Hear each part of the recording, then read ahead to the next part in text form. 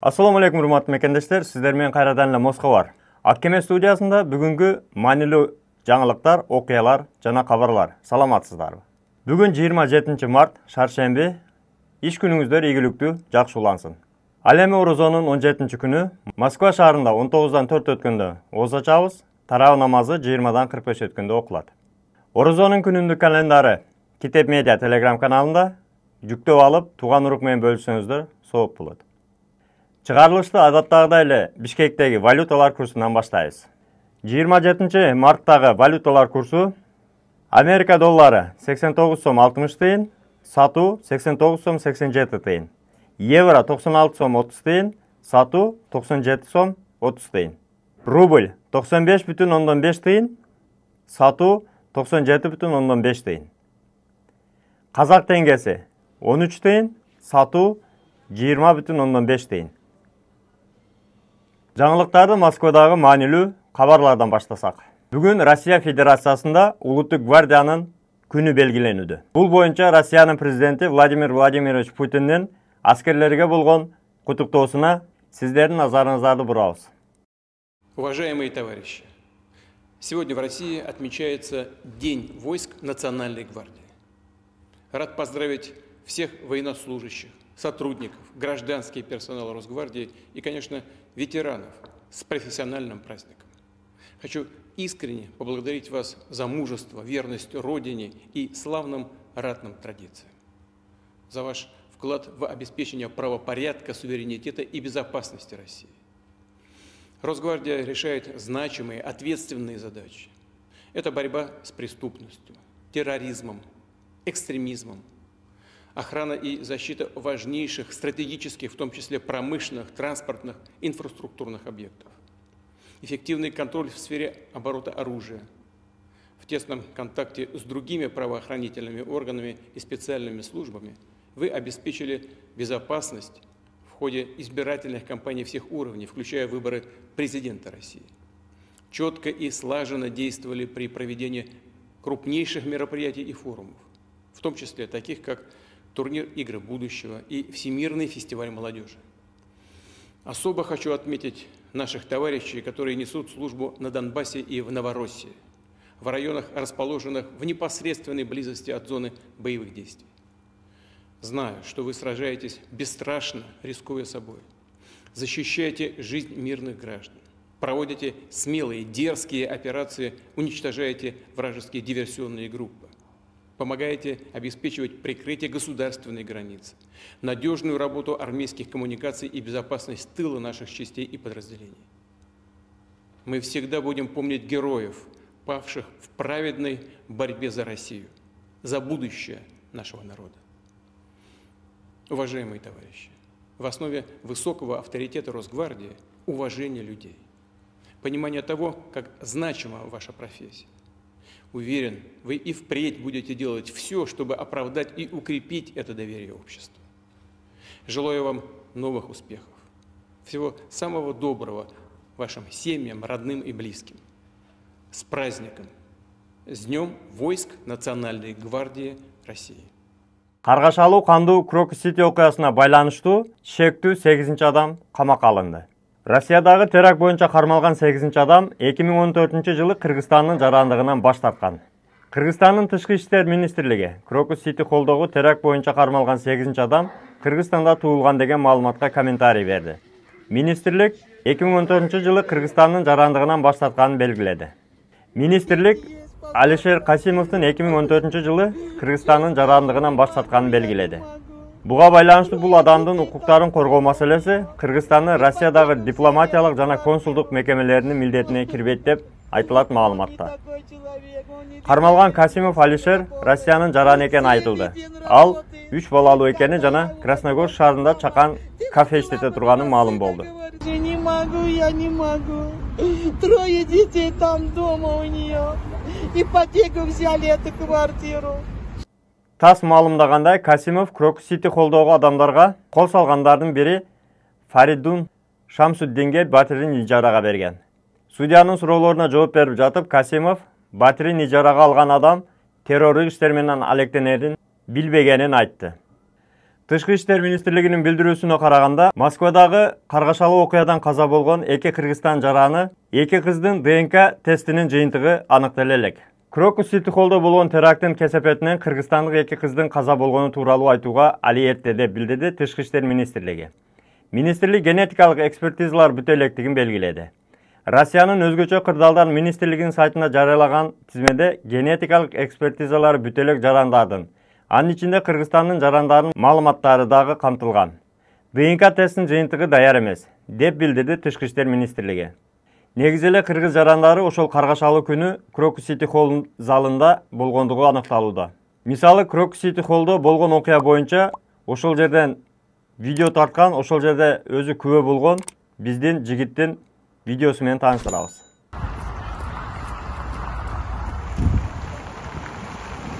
Крокус Ситиден атыштан качып чыгып келатат. Бул жака келбей эле койгула.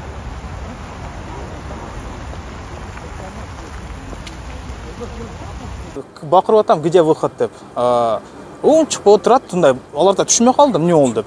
Говорю, бежим деп дальше качып кеттим, барсам бери эшик турган экен. Эшикти мындай ачсам, ал жер вообще не то жер экен дагы, дальше качтым. Говорю, где выход десем, бир сотрудник айтып кайт дальше дейт. Анан кийин качып кетип, говорю, бежим деп эме кылтам адамдаргачы. Аркамды карасам, бүт элдер менин артымдан келет. Аялдар, көбүнчө аялдар болчу. Сен деле көп адамды эскертип сактап калыпсың да. Эме ошо артымдан жүгүрүп келет да, мен каяка барсам ал да ошо артымдан келет да. Анан кийин баягы эшикти карап калдым, көрүп калдым эшикти. Выход деп турат. Барып туруп, чурукка барып туруп ошону ачсам, эме жабык болчу. Ачсам ачылды. Анан эшик көрүнүп калды. Көчөчү, ооба сырты. Получается, эме экен да, Крокустун каптал жагы экен. Ошол жака чыктык дагы чыксак, эмелер бар экен баягы, ограждение, баягы темирден тосуп коет го. Ошолор. Сен биринчи болуп элди баштап чыгыпсың да. Ооба, мен ошону ачтым эшикти, артымдан адамдар чуркап келатат. Ограждение тосук да баягы, эме железнийден тосуп коюптур. Ошону бир нерсе кылып, эме кылдык, ачтык. Капец. Мына Крокус Ситини жардырды окшойт.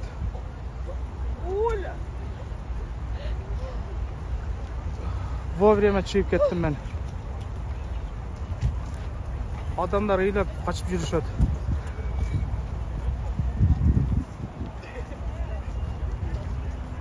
Астагфирулла. Кудай сактасын. Ошондой эле ошол күнү жабыркагандарга жардам берген Ысык Көлдүк Бакыт Рустамов дагы болгон окуя боюнча айта кеткен. Мен Бактыбеков Рустам Бактыбекович 1992 жылы Кыргыз Республикасынын Ысык Көл областына караштуу Жетөгүз районунун Кабак айылында туулуп чоңойгон. Москва шаарына 2010 жылы окууга тапшырып келип, ушул жакта эмгектенип калгам. Ушул жылдын 22 мартында каргашалуу теракт болгон күнү Крокус Сити Холлдо эмгектенип аткан учур болчу. Өзүмдүн кесиптештеримди чыгарып, анан кайра Крокус Сити Холлго калып калган адамдарга жардам берүүгө келип, ошол жарадар болгон жана кыйналып калган адамдарга жардам көрсөтүп аткан учурда бизди ошол видеого Илья деген байке тартып калыптыр. Ал Илья байке биздин ошол кыргыз жердеш байкелерибиз менен иштешет экен. Ошол жердеш байкелерибиз аркылуу бизди таап, бүгүнкү күнү ушундай чолго жолугуп таанышып өткөрдүк. Ошол жерде биз адамдык милдетибизди аткардык жана жардам көрсөттүк. Крокус Ситиде болгон окуяны кыскача айтсаң, кыскача. Кандай элдерге жардам бердиңер? Крокус Сити Холлдо болгон учур, мен ошол Греверстин маңдайында турчумун негизи. Ошол башталган учурда канча адам кирип келатканын көрүп турчук. Эң биринчи эле ок атылган үнүн укканда эч ким көңүл бурган эмес. Баары эле артын бир карап коюп эле кайра шашпай баса берген. Ошол менин оюм боюнча жөн эле мындай взрывчатка же болбосо бир нерсе жардырып коюшту деген ой болгон.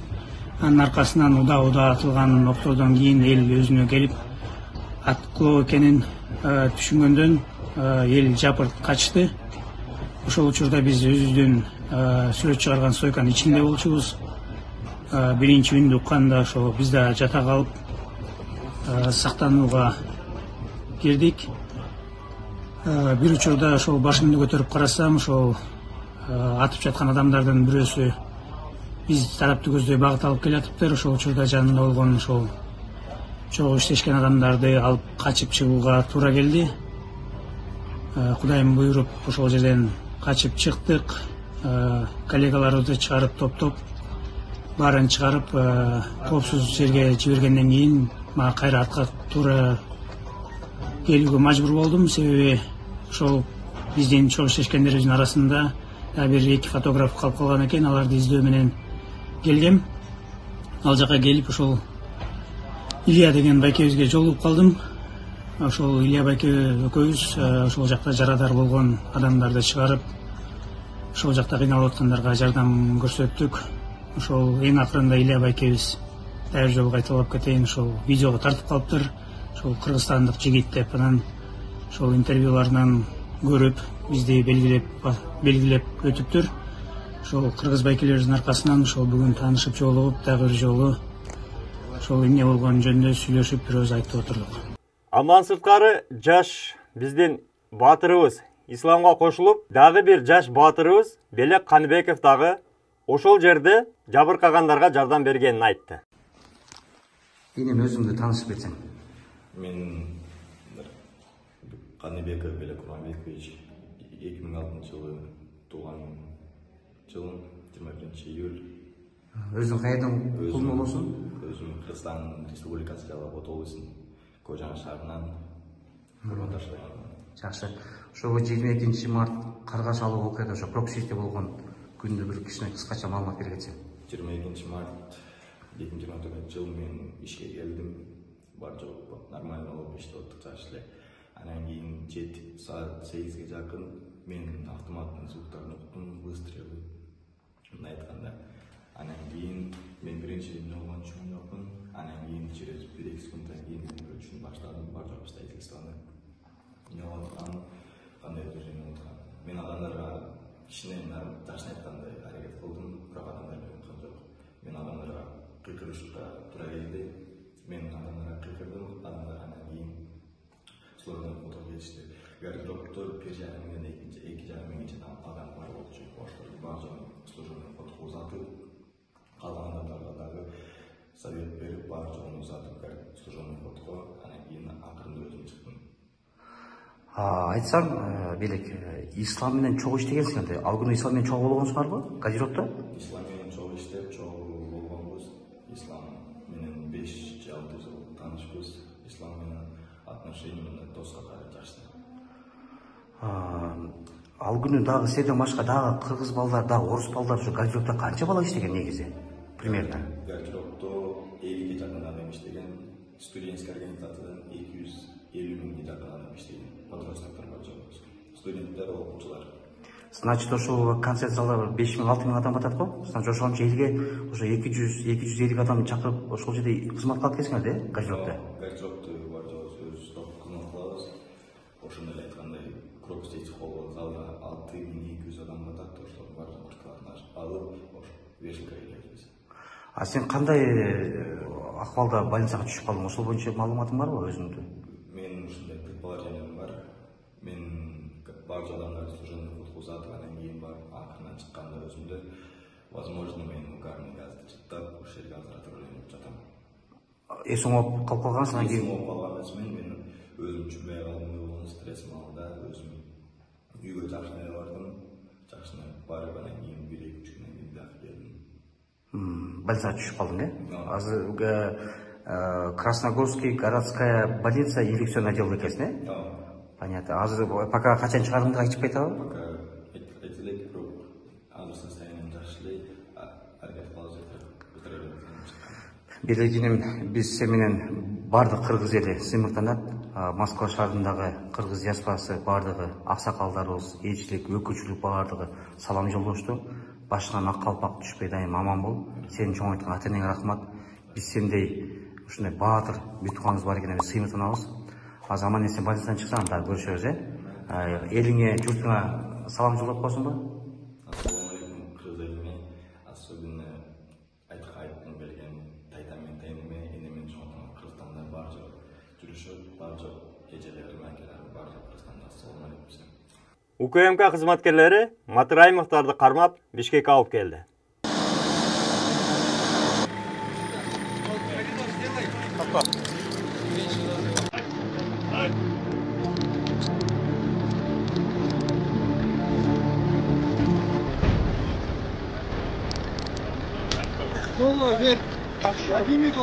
Фамилия, имя, отчество. Батраим Раимбек.